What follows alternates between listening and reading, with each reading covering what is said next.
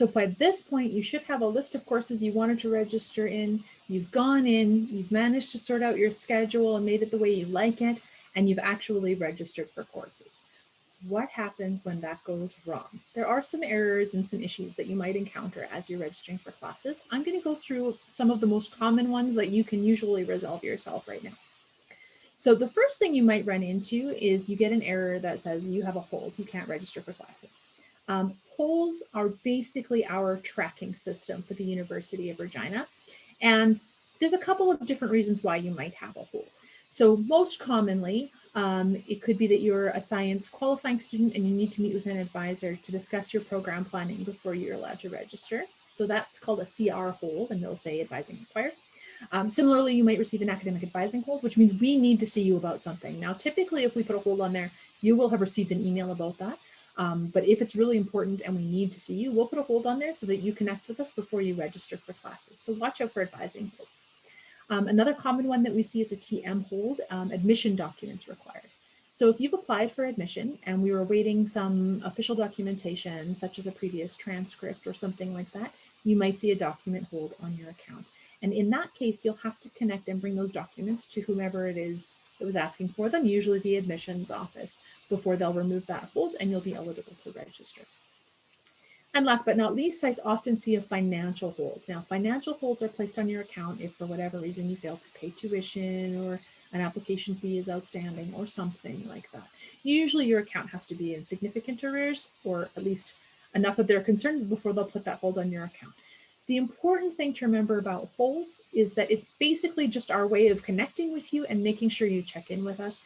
If you see a hold on your account, you'll be able to tell from that hold who has put the hold on your account. They want something from you, contact them, and they will tell you what you need in order to get that sorted out. And oftentimes it's as simple as connecting with somebody or getting a document. So it's really not a big deal, but those things will have to be resolved before you'll be eligible to register. So keep that in mind. There are other holds, but those are the ones that are most common that you might run into now. Now, how do you know that you have a hold on your account? Well, the best way to tell is actually to go on to UR Self-Service. So here we are again in UR Self-Service. And if you are in the Student tab, it's under Student Records. So if you click on Student Records and hit View Holds, if there is a hold on your account, it will appear here. It will tell you the nature of the hold and who put it there. So if you do see a hold on your account, you just need to go in and make sure that you get that resolved before your registration period. Typically what I do is a week or so before my registration opens up is I will check to see if I have any holds and if there's anything that I have to do so that I can get that dealt with before registration actually happens.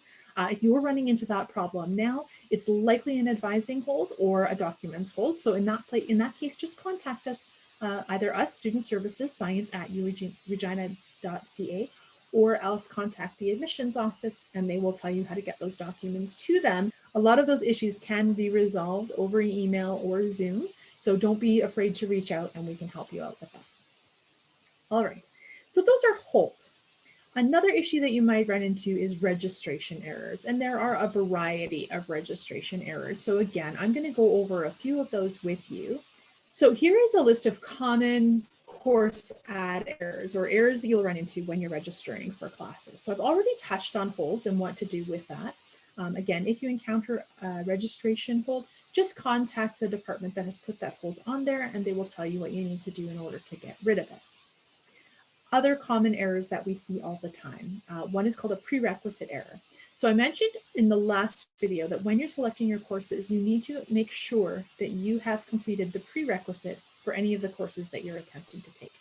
If you don't have the prerequisite, the system will give you what's called a prerequisite error, which means it doesn't recognize the prerequisite for the course. Now, for those of you who are coming into science, the courses that have high school prerequisites can be a little bit frustrating.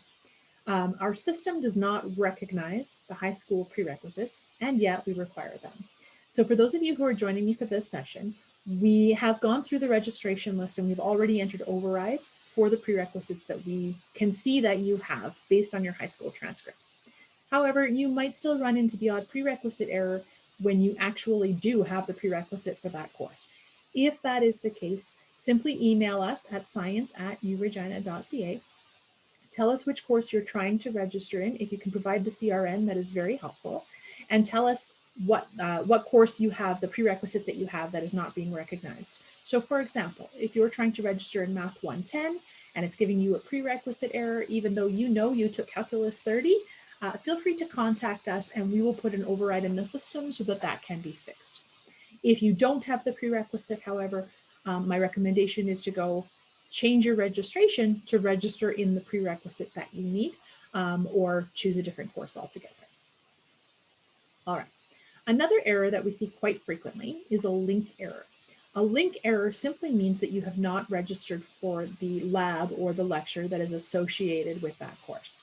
So if you remember, I mentioned in the registration portion that if there's a lab attached to the course, you need to register for the lecture and the lab at the same time.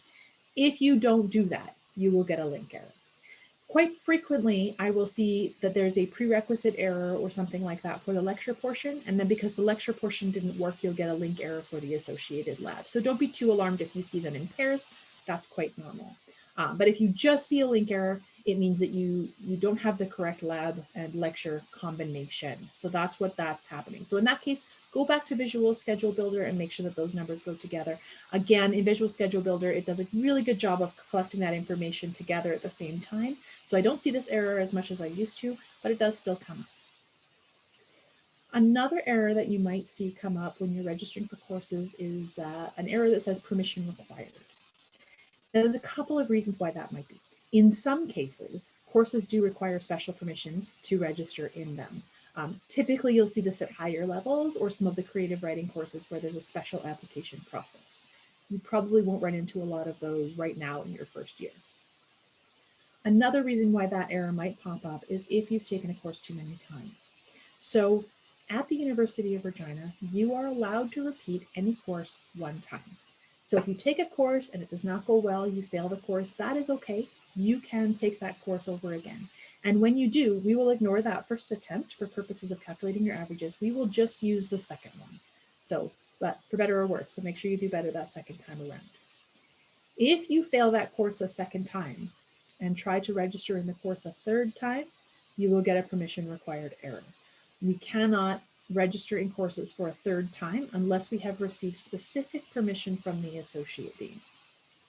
So be aware of that. If you fail a course twice, you want to connect with an academic advisor right away so that we can help you understand what your options are moving forward. But if you receive that permission required error and you don't think you should, again, contact our office and we'll help you figure that out. And last but not least, a very common error that I see all the time is a college, campus, or field of study restriction. Now, if you recall, when we were in the Visual Schedule Builder, I showed you on the left-hand side that there were some restrictions. So for example, if you weren't a Campion student, you wouldn't be eligible to register in a course that was restricted for Campion students. That happens quite frequently. If the course is restricted, you will not be eligible to register in it unless they lift those restrictions. So in those cases, the best thing to do is simply to choose another course section. For those courses that are available to you, there are usually unrestricted sections. If you are part of the cohort for which that course is restricted, so for example, there might be a math course that is restricted to computer science majors. If you're a computer science major, then the system will already recognize that that is the case and allow you into the course. So you shouldn't run into trouble if you're allowed to be in that course. If you're getting restrictions, it's usually a good idea just to check and see if there are other sections available that you can register in. And again, some of those restrictions are time sensitive. So after a certain date, if there are still seats available, they may open them up. So that is a list of the common course errors that we see all of the time. I expect that in most cases, it's an easy fix. Either there's a prerequisite that we can enter an override for you because the system simply isn't recognizing it, or you need to find the appropriate lab, or you just need to choose a different section. So sometimes we end up going back and forth a little bit between the Visual Schedule Builder and UR Self-Service till we get all of our courses registered the way that we want to. So it does take a little bit of playing around. And like I mentioned at the beginning of the session is that if, as you go along, you'll be registering for courses every semester, you will find that this gets easier and a little bit more straightforward. So with that, I'm going to let you go. Please keep in mind that if I haven't answered your question today, there are many, many resources available on the website. The student handbook is the first place I want to direct you to and remind you to check if you have any questions. It includes a comprehensive list of the errors, as well as a list of offices and phone numbers and people to call if you need help with specific areas. So do take a look through the student handbook, as well as our student resources page to find any additional information. I hope you found this helpful. If you guys have any other questions and I haven't been able to answer them today, you're more than welcome to contact Science Student Services at science@uregina.ca. And like I said, take a look at the resources that are available to you. 9 times out of 10, we've been able to answer your question there. Take care.